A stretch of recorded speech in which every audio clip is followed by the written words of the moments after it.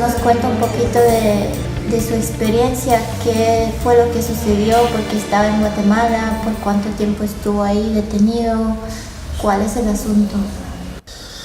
Bueno, yo acompañé a la caminata de los migrantes que se reunió desde el 12 de octubre en San Pedro Sula y salió rumbo a México. Pero el 15 de octubre yo crucé a Guatemala por el puesto fronterizo de Agua Caliente. Hice mi salida normal de Honduras. No había personal de migración en las ventanillas de Guatemala. Fui a dormir a Esquipulas, pero antes regresé en la noche y luego, al ver que no había personal de migración, fui a Esquipulas a dormir. En la mañana, que pretendía venir a hacer el trámite ese que me faltaba, ya fui requerido por la Policía Nacional Civil primero y después por la Policía de Frontera, y ya no me dejaron salir para llegar hasta el puesto de control migratorio. Me detuvieron y me llevaron hasta la capital, donde estuve preso hasta ayer, que me trajeron en un vuelo comercial acompañado de alguien de migración de Guatemala, y me entregaron a migración de Honduras aquí en el aeropuerto Toncontín de Tegucigalpa.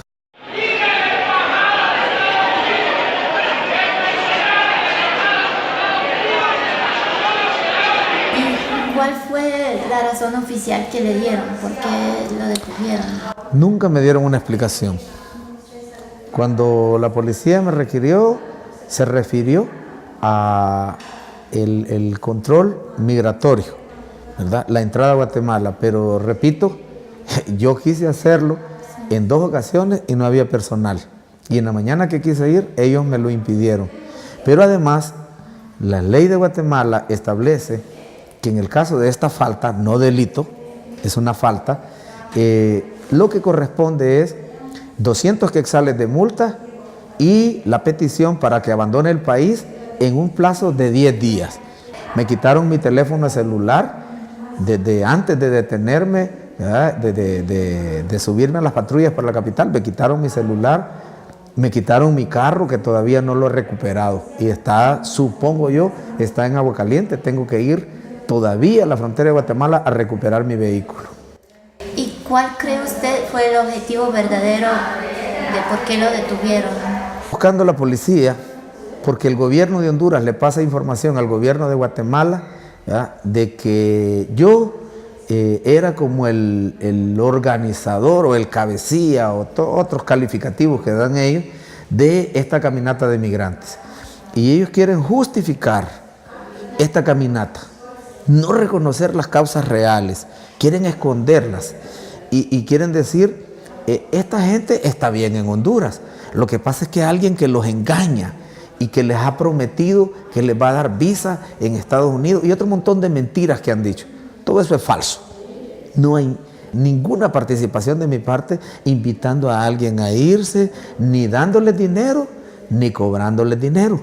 Nadie va a pagar dinero en esas cantidades o en menos para ir por el camino aguantando sol, aguantando lluvia y aguantando hambre. Y en el caso de decir que se está financiando, pues quien financia en todo caso es el que les regala agua en el camino, el que les da una taza de café, el que les da un pan con frijoles. La solidaridad del pueblo ellos la están criminalizando. Si hubiera alguien que les dé buses, que de hecho hubo un alcalde que facilitó buses para las mujeres y los niños, no ha cometido ningún crimen. Es un acto humanitario para que esta gente no vaya sufriendo en el camino. Yo tengo 20 años de apoyar a los migrantes. Y en esos 20 años he visto, he incluso ido a la frontera con México a traer cuerpos de personas que han muerto ahí. Cientos, miles de desaparecidos. No sabemos si están vivos o están muertos. Pero también cantidad de gente que es asesinada en el camino. Pero también estaba acompañando a los que fueron mutilados por el tren, a la Asociación de Migrantes Retornados con Discapacidad. Perdieron sus piernas, perdieron sus brazos. Entonces, he visto el sufrimiento. ¿Y por qué ese sufrimiento no se evita? ¿Por qué no se evita el secuestro, la extorsión, la venta de mujeres que las tienen presas en prostíbulos en México? ¿Cómo se evita eso? Si la gente entra de manera regular, va allí a México y pide refugio. Entonces, yo lo hice eso en mi Facebook y dije, no se vayan solos, porque demasiada muerte y sufrimiento cuando van por esos caminos a escondidas. Sí. Váyanse en grupo. Sí. Si orientar eso es crimen, pues es problema de ellos, pero eso no es ningún crimen. No más muertos en territorio mexicano. ¿Cómo se resolvería esto? Que México no persiga a los migrantes y que les permita entrar de manera regular. Es decir, el gobierno mexicano en todos estos años atrás ha provocado la muerte de miles de hondureños y hondureñas y otros miles que están mutilados, pero a la Cancillería no le interesa esa realidad. Entonces, recomendarle a la gente que salve su vida no puede ser un delito. ¿Y cuál ha sido la posición del gobierno de Guatemala? El gobierno de Guatemala ha actuado de manera represiva, violentando el derecho internacional y los tratados que tenemos. Los hondureños, guatemaltecos, salvadoreños y nicaragüenses podemos circular por estos países con solo nuestra tarjeta de identidad, ¿ya? Con un tratado que se llama CA4, un tratado de Centroamérica para estos 4 países. Entonces, con la tarjeta de identidad y nosotros pasamos. Y cuando ponen estas tropas a no dejar pasar a nadie, están violentando ese tratado. Y en el caso de México, igual, al poner tropas policial a impedir que la gente entre al territorio, están violentando el derecho internacional, ¿verdad?, de entrar y pedir refugio. Para pedir refugio, uno no lo puede hacer desde otro país. Es decir, no puede pedir refugio en México estando en Guatemala. Tiene que estar por lo menos un pie dentro del territorio mexicano y desde ahí solicitar el refugio a ese país. Afortunadamente, el gobierno mexicano ha accedido y dice que va a dar refugio, ¿verdad?, o por lo menos va a atender las solicitudes de refugio a las personas que están ahí. Eso es lo correcto, ¿ya? Guatemala no tenía por qué detener a la gente, ¿verdad?, aunque no llevara documentos, porque el que huye no tiene por qué llevar todo. Si está la guerra, si está ahí, yo salgo huyendo sin papeles y sin ropa y sin nada. Y esa gente va huyendo de Honduras, no va haciendo turismo, por lo tanto no pueden pedir pasaporte ni visa. Eso me lleva a la próxima pregunta, que es ¿cuáles son las causas que obligan a la gente a dejar todo e irse así de manera... Bueno, ahí es donde debemos centrarnos, las causas. Hoy andan buscando, ¿y quién los lleva? ¿Y quién les dijo? Pues el hambre, la exclusión, la miseria. No hay trabajo. Y le voy a contar algo que puede interesarle a usted. Allí en Ocotepeque, hablando con un hombre que es, me imagino, un pequeño o mediano propietario, me dice, yo el año pasado sembré 10 manzanas de cebolla. Empleó gente para eso. Pero hubo la entrada de muchos contenedores de cebolla desde Holanda. Y me quebraron todo. Mi cebolla no la compraron. Y me bajaron el precio. Y he botado toda la cebolla. Lo que hice fue recuperar la bolsa que vale 6 lempiras. Ya no vuelvo a sembrar cebolla. Consecuencia, no vuelve a emplear gente de ahí. ¿Qué puede pasar? Que esta gente que antes trabajaba con él y ahora no tiene empleo, pues se va. Su familia pasa hambre. Entonces tiene que irse. ¿Y quién es el responsable de esas políticas? El gobierno. No le busquemos otro. ¿Quién dejó entrar esa cebolla? Y este señor lo decía. Le digo, ¿y quién se beneficia con esa política? Pues debe ser el ministro de Agricultura, que ellos se ponen de acuerdo para hacer estos negocios. Y no les importa quebrarnos a nosotros, ¿verdad?, con tal de ellos quedarse con algo de dinero por meter a cebolla. Entonces son cosas que uno le explican esto. Entonces, ¿usted cree que este tipo de medidas económicas que, por ejemplo, no prestan apoyo para los pequeños productores, otras medidas neoliberales son los que están causando la desesperación económica, la falta de empleo? Desde luego, óigame, hay gente que va ahí, que son agricultores, se va el conocimiento nuestro. Si aquí se apoyara a los productores, se apoyara al campesino, podríamos generar por lo menos 150,000 empleos. No habría migración. Pero ¿qué pasó? Esto no es de ahorita. Estas políticas económicas son de hace años. Recordemos, en el gobierno de Callejas se aprobó la Ley de Modernización Agrícola. En los 90. En los 90.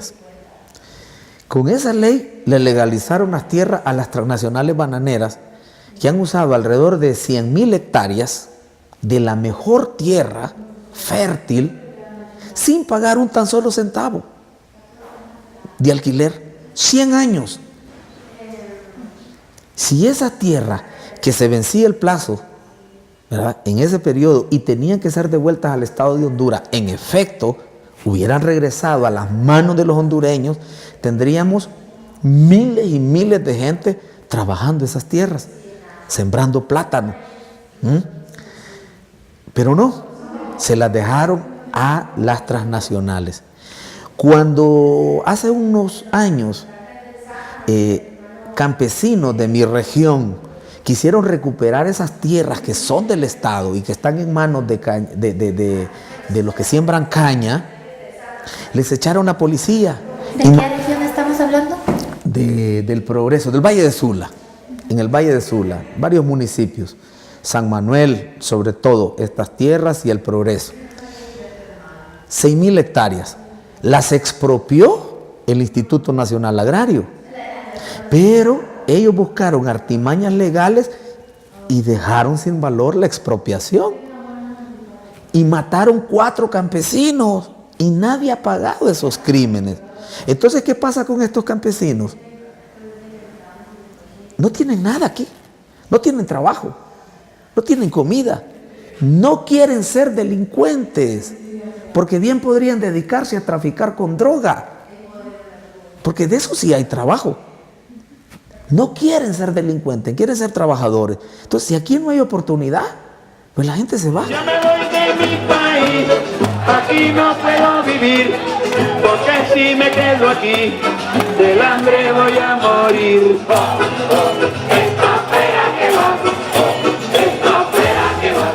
En el gobierno de Callejas se dejó entrar una donación, que cualquiera cree que una donación es buena cosa, pero fueron alrededor de 50,000 toneladas de arroz, el equivalente a 2 cosechas.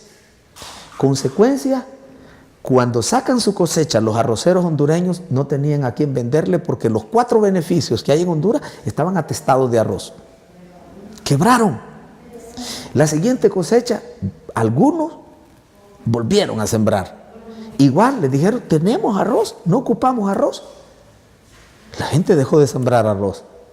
Resultado, estuvimos importando en unos años el 94% del arroz que consumíamos en Honduras lo traíamos del extranjero, Estados Unidos. Ya comprado, no donado. Entonces, ¿cuántos empleos se perdieron en el país? 110,000 empleos. Es un informe de Oxfam. Ustedes lo pueden revisar. Quebraron 23,000 productores de arroz. Óigame, con solo reactivar la producción de arroz, generaríamos más de 100,000 empleos. O sea, Honduras puede evitar la migración si generamos desarrollo. Y para mí, el desarrollo está en levantar la producción en el campo. A ver, producción de frijol. Si apoyáramos a los que cultivan frijol, nosotros podríamos exportar muchísimo frijol. Pero el dinero de la Secretaría de Agricultura, que supuestamente era para riego, para apoyar a los productores, se lo robaron y lo metieron a la campaña política. Hicieron los formularios en la Secretaría de Agricultura, pero era de mentira. No lo digo yo, lo dice la Fiscalía, que está llevando la causa por esta razón. ¿Cuánto se robaron ahí? Según la Fiscalía, 282 millones de lempiras que pudieron generar mucho empleo. Y no, se lo consumieron ellos en comprar votos. Precisamente en el Congreso Nacional se introdujo una ley de reforma agraria integral para el desarrollo rural con equidad de género. Todo ese nombre largo, la ley se presentó y se engavetó. Nunca se sometió ni siquiera a discusión. O sea, las propuestas están ahí. Lo que pasa es que no va acorde con la política del gobierno. ¿Qué es lo que quiere el gobierno? 600 explotaciones mineras en el país. ¿Y la minería qué nos va a dar? ¿Qué nos deja? Un minúsculo impuesto que no alcanza en lo absoluto ni siquiera para reparar los daños que provoca. Un empleo que es también escaso, ¿verdad? La minería no genera empleo, y los que son empleos bien remunerados no son de la gente de las comunidades, sino que son técnicos traídos de otro lado. Entonces, la minería es destrucción de nuestras montañas, ¿verdad? Contaminación de nuestra agua, destrucción de las fuentes de agua. Pero ese es el proyecto del gobierno. ¿Por qué? Porque eso sí les puede dar ganancias a ellos. Nosotros creemos que el Estado está organizado de tal manera en Honduras que solo favorece a un pequeñísimo grupo, que son los que tienen exoneraciones, no pagan impuestos, son los que tienen energía barata y en muchos casos no pagan energía, son los que tienen protección, pues que les dan seguridad, ¿verdad? La policía, el ejército, y la inmensa población del país que está totalmente excluida. Entonces nosotros queremos refundar este país, queremos armarlo de otro modo, donde tengamos desarrollo y prosperidad, pero no para un pequeño grupo, sino en beneficio de la mayoría. Con toda la pobreza y la miseria en que se ha hundido a Honduras, óigame, son los datos de ellos, casi el 70% de pobreza, y de esto 49% de pobreza extrema. Entonces, revertir eso no lo va a hacer cualquier gobierno. Intenciones buenas pueden haber. Entonces, yo soy objetivo. El partido que yo estoy tiene la intención. Que lo podamos lograr, pues va a requerir de un gran esfuerzo. Pero ¿qué sucede? El pueblo nos da el respaldo. Pero los que están controlando el gobierno se imponen mediante un fraude electoral. Y cuando la gente sale a reclamar contra ese fraude electoral, los matan con bala viva, disparando los militares sus fusiles de guerra a población indefensa y desarmada. Este gobierno se mantiene por el respaldo de las Fuerzas Armadas. Este es un gobierno militar. Le ha entregado este gobierno y el anterior, ¿verdad?, el control del país a los militares. Y los militares son parte de la mafia, no se puede llamar de otro modo, ¿verdad?, porque están metidos en todo tipo de ilícitos y también de saqueo legal para adueñarse de Honduras. ¿Cómo se justifica eso? ¿Es parte de lo que llaman la guerra contra las drogas, contra el crimen organizado? ¿Cómo justifica el Estado esta militarización? No, sí, ese es el discurso, combate a las drogas, pero los que han estado gobernando, sus familiares cercanos, sus dirigentes políticos, son los que están en el tráfico de drogas. Yo no estoy diciendo nada nuevo. El hijo del expresidente Lobo está en Estados Unidos por metido en drogas. El hermano del presidente Hernández sacó a 2 narcotraficantes que tenían que entrar a la cárcel. Él los sacó como medida sustitutiva y huyeron del país. Pretendían sembrar heroína aquí en Honduras. Lo dice la fiscalía, no lo digo yo, ¿ya? Y el jefe del Partido Nacional en diferentes departamentos aparece señalado en esos negocios. Lo mismo Estados Unidos lo sabe, ¿ya? Pero en este momento necesitan este gobierno por sus intereses geopolíticos. Están saqueando el Estado de tal manera que nos quedamos sin recursos para salud, para educación. La gente gana poco y no puede pagarla, entonces busca otro lado. Quería hablar un poquito sobre el tema de la violencia. Obviamente las personas que van migrando, algunos van por la razón económica, claro, pero también hay personas que están huyendo problemas relacionados con la violencia. Fuera de Honduras, mucha gente solo conoce que en Honduras hay violencia que es por las maras, por el crimen organizado. Ese es el tipo de violencia que el mundo conoce sobre Honduras. Pero quería que usted nos contara un poquito de su conocimiento y cuáles son los tipos de violencia de que no se habla pero existen. En particular estoy pensando en la violencia por parte del Estado, pero también otros grupos irregulares que no se pueden definir solo como delincuencia organizada, sino que hay algo más por detrás. Bueno, la violencia del Estado no es poca. Lo que pasa es que no se mira.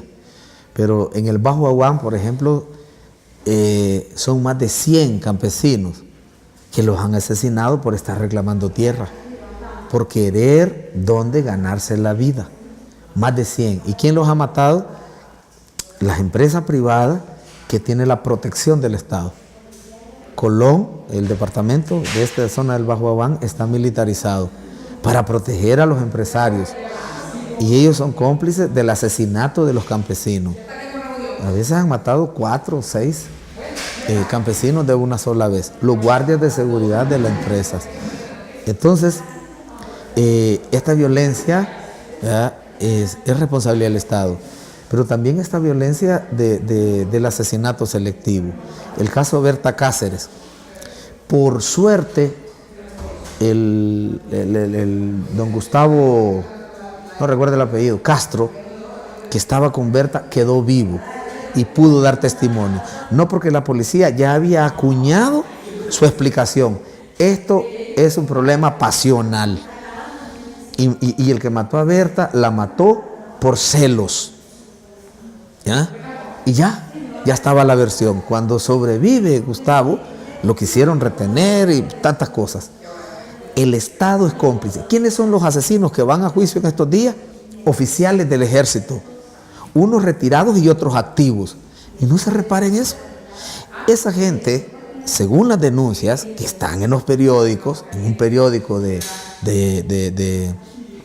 Inglaterra, hay alguien que denuncia que él era parte de un escuadrón de la muerte que tenía una lista de líderes sociales a los cuales iban a eliminar y que él desertó de ese grupo porque él creyó que esa gente no era, ¿cómo se llama?, gente mala y que había que matarla.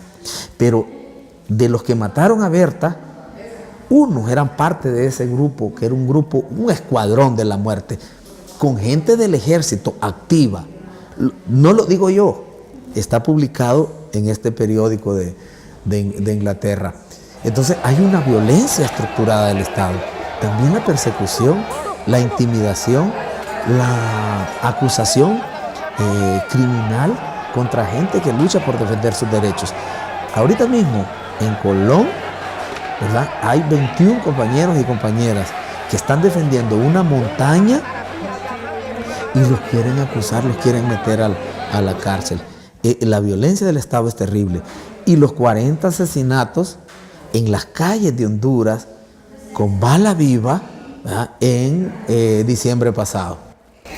¿Qué piensa usted del delito de usurpación que se usa como un pretexto de poder incriminar, de detener, de silenciar los que luchan por los bienes naturales, por recuperar la tierra, que ahora ya este delito pasó a ser algo que lo va a tratar un juzgado de competencia territorial nacional, que supuestamente era la entidad que debería de tratar solamente de casos de crimen de alto impacto, pero ahora llega a incluir este delito de usurpación. Bueno, es la utilización de los instrumentos jurídicos que deberían de servir para combatir, ¿verdad?, a las organizaciones criminales en contra de los luchadores sociales. Eso es. Entonces, este gobierno protege a los criminales. esos esfuerzos que hacen por perseguir a los líderes sociales no se ven en la misma dimensión cuando se combate a la criminalidad. Pero bueno, son las cosas de la vida. Vivimos en un sistema que está al revés. ¿Se puede decir que en Honduras existe una persecución sistemática en contra de los defensores de derechos humanos, los activistas, los movimientos sociales? Yo creo que sí. Creo que hemos regresado a la doctrina de seguridad nacional de los años 80, cambiando el discurso. Es decir, es la misma mentalidad de los 80, es todo el que protesta, todo el que reclama, es comunista. Y es parte de un plan de la Unión Soviética que quiere invadir, etcétera, etcétera, etcétera. Pues ahora, todo el que protesta y reclama es financiado por el narcotráfico. Y entonces, esta caminata, han querido decir que podría ser el narcotráfico que esté financiando. Por favor, ¿qué interés puede tener los narcotraficantes en eso? Pero es el mismo discurso. Entonces, para eso, aprueban leyes altamente represivas, ¿verdad?, que dicen, no, esto es para combatir a los terroristas y para combatir el narcotráfico. Pero no se los aplican ni a terroristas ni a narcotraficantes, sino que a los luchadores sociales. Y luego, lo que no pueden resolver jurídicamente, crean grupos protegidos por el Estado, desde el Estado mismo, para liquidar líderes sociales. Es lo que hicieron con Berta Cáceres y lo que han hecho con muchísimos luchadores a lo largo del país. Si no logro meterlo a la cárcel, porque no tienen sustento para hacerlo, entonces lo liquido extrajudicialmente, ¿ya? Y para eso tienen cuerpo. Creo que el gobierno de Estados Unidos sabe eso, ¿ya? Pero no le importa.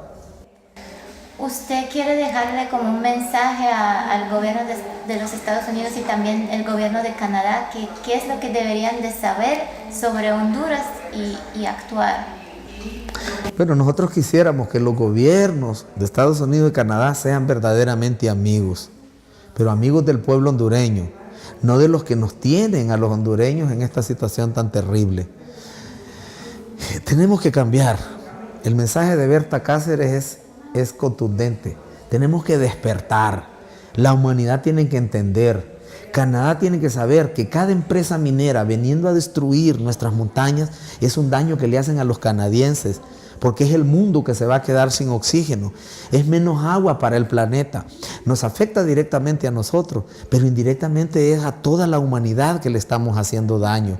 Que estos campesinos que están hambriando aquí van a tener que salir y van a ir a Estados Unidos. Pongan muros, pongan tropas militares, lo que sea, el hambre los va a empujar.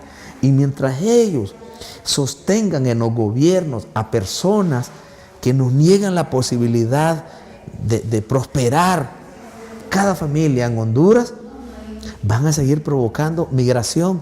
Es decir, el gobierno de Estados Unidos, el gobierno de Canadá, nos mete a pobreza y provoca migración.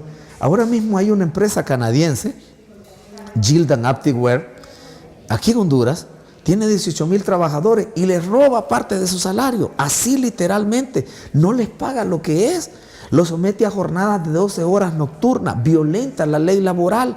Entonces, la empresa Gildan está aumentando sus ganancias, pero está sumiendo en la miseria a esas obreras y esos obreros. Cuando este obrero no aguante, entonces va a ir para allá. Señor Bartolo Fuentes, muchas gracias por compartir su experiencia y su conocimiento con nosotros hoy. Le agradecemos muchísimo por su tiempo. Bueno, la orden.